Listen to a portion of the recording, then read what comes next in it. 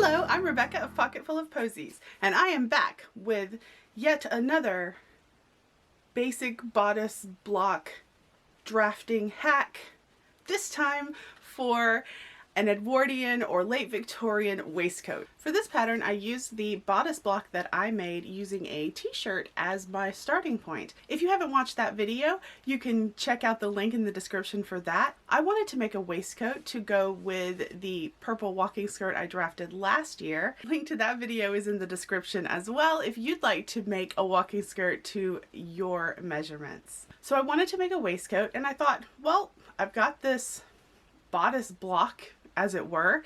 What else can I do with it? So that's what I did, and I'm really excited to share it with you. So without further ado, let's get to it. Here we go. Check out my linked videos for how to make a bodice block pattern using a t-shirt or your measurements. I'm using my t-shirt bodice pattern. Trace your pattern so you will still have your original.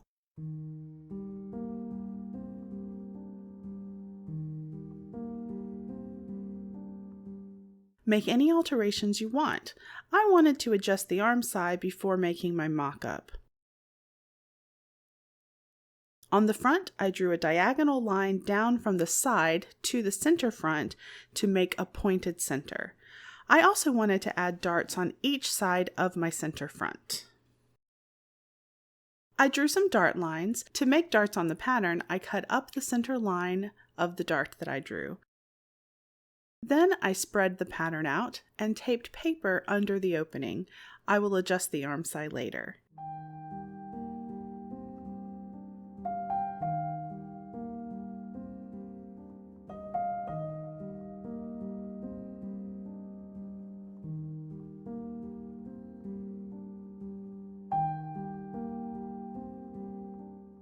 I cut to the dart point and slid the pattern up to smooth out the pattern. I freehanded a new arm side. Now the pattern has been enlarged just where I want to sew darts. A fresh sheet of tracing paper, and it's time to trace the back pattern. I lined up the sides of the front and back to make sure they matched up.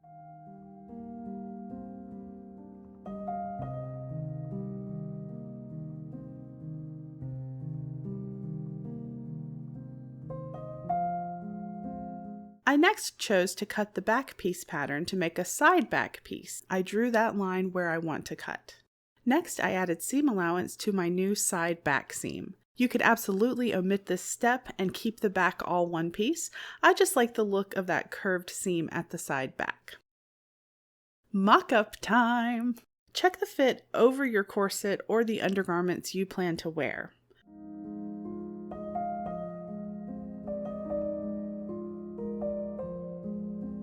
Dropped a pin, but I can still bend down in my corset.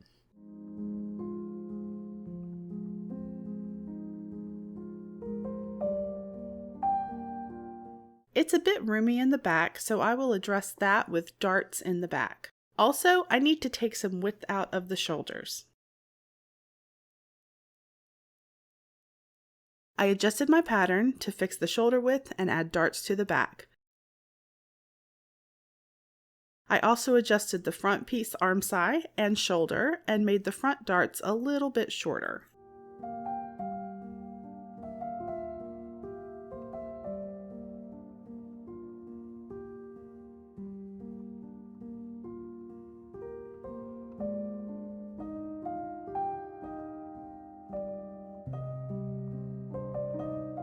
To create a facing for the center front, I traced the shape of the center front and the neck edge and just freehanded the design.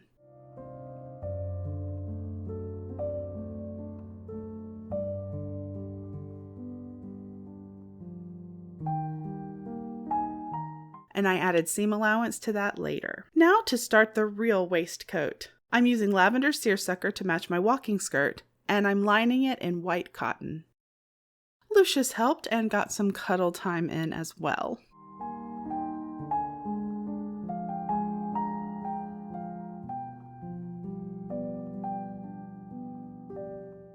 Thor needed love too.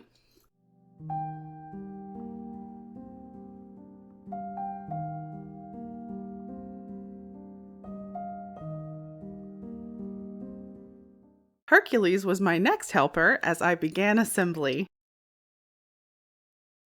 I marked the darts on the lining. I'm flatlining, so I will sew the lining and outer fabric together with a basting stitch and treat them as one. You could bagline if you wanted, or do a sturdier interlining. I kept mine light for summer. I decided to thread mark the darts, not only to make it easier to keep them straight, but also to keep the two layers together.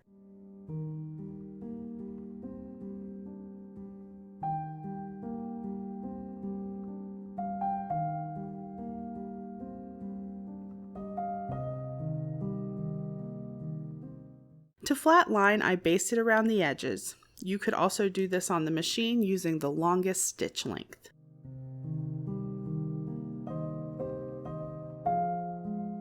My next step was pinning the darts.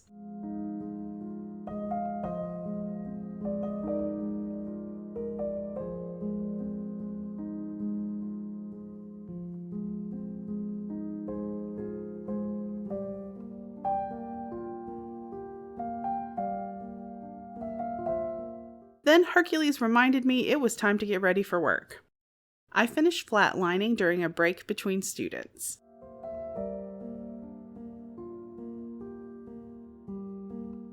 Okay, so I have finished all of my flatlining and now it's assembly time. The first thing I'm going to do is I'm going to sew my darts on my front pieces and the back, and then I'll start assembling the vest or the waistcoat. So I'm thinking about how I want to finish it as far as on the bottom edge. It's okay, Thor. I think I'm going to use piping because I have this purple piping that I bought that I used on my 1840s Miss Piggy Muppet Christmas Carol dress. So it's already done, and it's a pretty close shade of purple to what I'm using. It's a little bit darker, but it's okay, Thor. Thor is blocked from getting. He was in, and then he left, and now he, for whatever reason, he thinks he can't come back in the way he left because the camera and the light are in his way. So now he's sad about that. But anyway, so, oh, here he comes. It's okay, buddy. So I think what I'm going to do with the piping is use the piping on the center front and around the bottom edge and around the neck. Because I have decided, and hopefully this works out, I've decided to not put a collar on this waistcoat. So I was planning on doing just a little short collar and having it close at the center front up top, kind of high, and just have kind of just a little short collar. But from the mock-up, if I wanted to do that, I mean, technically I still could, even though I've already cut out my pieces. But from the mock-up, in order for it to close all the way up center front and then have a little collar here, I would have needed to just cut out a little width around so it would come together in the front. The way it is, Thor keeps hitting the camera. The way it is, it wants to just kind of fold open up here, and it kind of looks like a fold over collar. So what I'm doing is I'm facing that so that can fold over, and then I'm going to have piping around the top of the neck as well, and it'll be down the center front as well, so it will have piping kind of in that open, on that open area where it folds out open, and then around the top as well. that's my plan. And then I'll also do piping around the arm size and then around the bottom edge to finish the bottom edge. So I think that's gonna look good. And then the piping, oh, Hercules. Yeah, that's my plan. Do you like that plan, Hercules? All right, off we go. But first, Loki Kisses.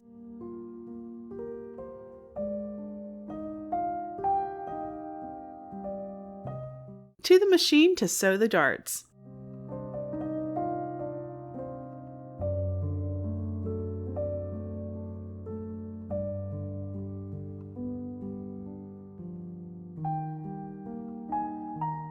Hercules supervised as I sewed the pieces together.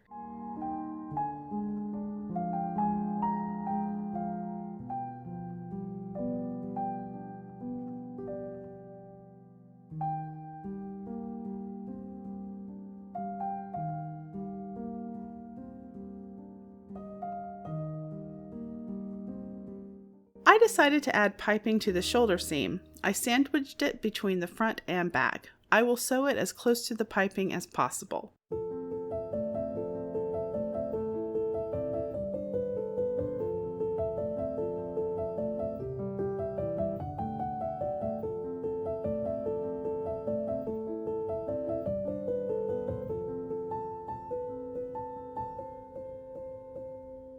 I pinned piping to the neck edge. Then Hercules returned to make sure I did the piping between the center front edge and facing before sewing up the shoulder seams.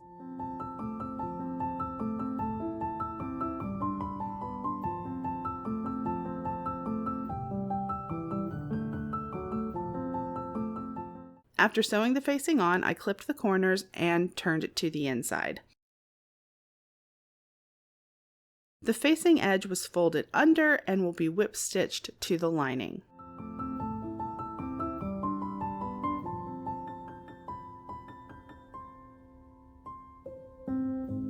I next whip stitched the piping seam allowance to the lining on the inside, covering the raw edges of the fabric. I added boning to the darts and side seams. This is optional, but it does help with the shaping even over a corset.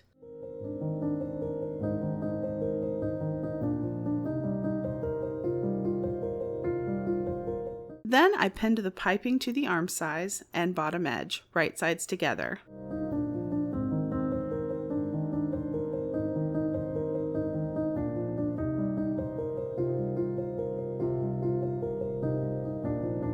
Back to the machine to sew the piping to the bottom edge and arm size.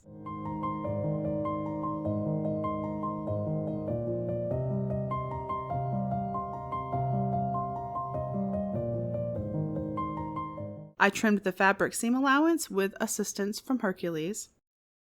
Then I folded the piping edge over to the inside.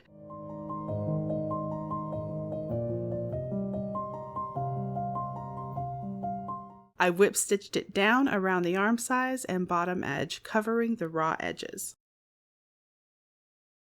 You could also finish the edges with bias tape or fold the fabric and lining in towards each other and top stitching.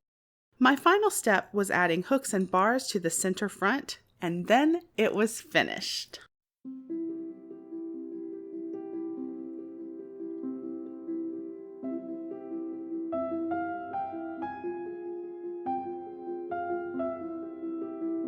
I'm really pleased with how this turned out. I am having so much fun coming up with new ways to use this simple bodice pattern.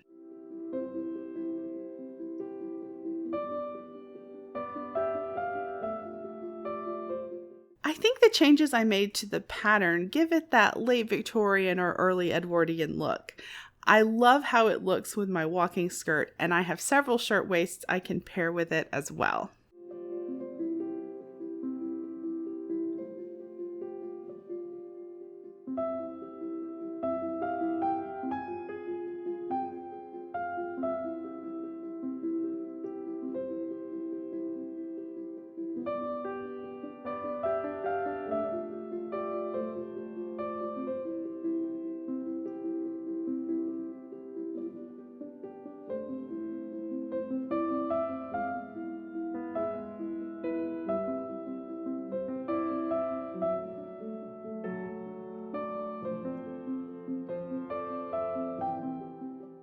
Thank you so much for watching. If you enjoyed this video, please give it a like, subscribe if you haven't, and if you'd like to be notified whenever I upload, you can hit that little bell icon. What else do you think we could do with this bodice block? Let me know down in the comments. I'm really interested to hear what you have to say. Again, thank you so much, and I will see you on our next sewing adventure.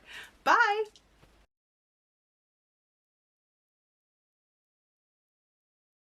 I'm really excited to share this process with you. Thor is making all kinds of noise.